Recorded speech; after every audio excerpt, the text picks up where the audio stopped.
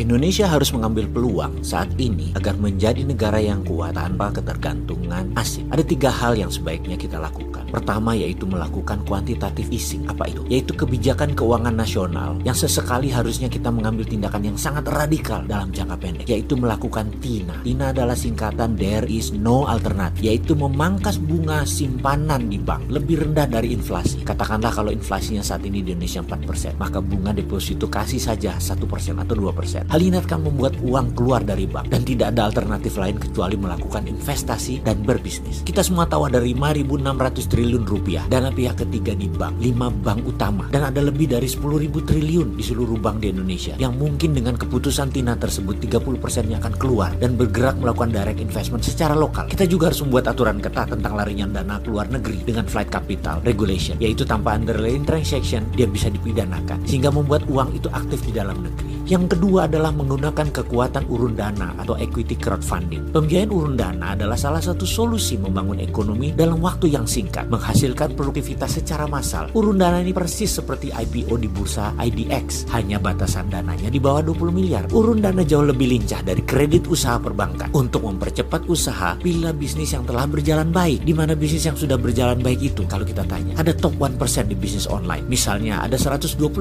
merchant di GoFood. Top 1% itu adalah 1.200 perusahaan yang sangat layak dibiayai untuk membuka cabang baru di seluruh Indonesia. Funding sulit dari bank, namun dengan urun dana, kebijakan TINA yang tadi di poin pertama bisa membuat ekonomi tumbuh karena investor tadi akan invest di produk-produk yang sangat bagus. Sisi positif lain dari membangun kelas menengah adalah setiap pembangunan cabang kira-kira memerlukan 20-50 tenaga kerja terserap. Dalam waktu singkat 1-2 juta tenaga kerja terserap dari kelas menengah tersebut, dari bisnis yang tumbuh tadi. Dan terakhir, dan ini sangat penting, Indonesia harus membangun platform teknologi sendiri. Seperti halnya dilakukan Cina 10 tahun terakhir, yaitu membangun swasta dengan perlindungan ketat atau protection dari negara. Renren misalnya dilindungi oleh pemerintah Cina. Facebook tidak boleh masuk Cina sampai Renren menguasai 80% pasar di Cina. Didi Sucing online transportation telah menguasai 80% pasar Cina, Uber baru boleh masuk. Alibaba menguasai 80% pasar Cina, baru Amazon boleh masuk. Baidu menguasai 80% pasar Cina, baru Google boleh masuk. Youku menguasai lebih dari 90% pasar Cina, baru YouTube boleh masuk. Dan masuknya pun masih dibatasi. Jadi Indonesia kalau mau maju, aplikasi anak negeri dilindungi terlebih dahulu. Sekarang perang dagang Cina Amerika sedang memanas. Indonesia ambil kesempatan. Anak muda buat fintechnya sendiri, buat Google Indonesia sendiri, buat WeChat Indonesia sendiri, buat Facebook Indonesia sendiri. Dan pastikan negara memprotek produk anak bangsa tersebut. Bahkan Facebook asing diatur, Google asing diatur, dibatasi agar produk Indonesia berkuasa kembali merebut pasar tersebut. Banyak benefit lain yang dipakai dan dilindungi oleh pemerintah jika menggunakan sosial media lokal. Saya yakin dalam 1-2 tahun ke depan anak bangsa bisa membuat produk tersebut hingga puncaknya pada perang 2021, puncak perang dagang Cina Amerika tersebut, Indonesia sudah punya produk tersebut dan tidak tergantung kepada 2 negara tersebut. Begitu perang dagang memuncak, Amerika pasti akan mematikan sosmednya,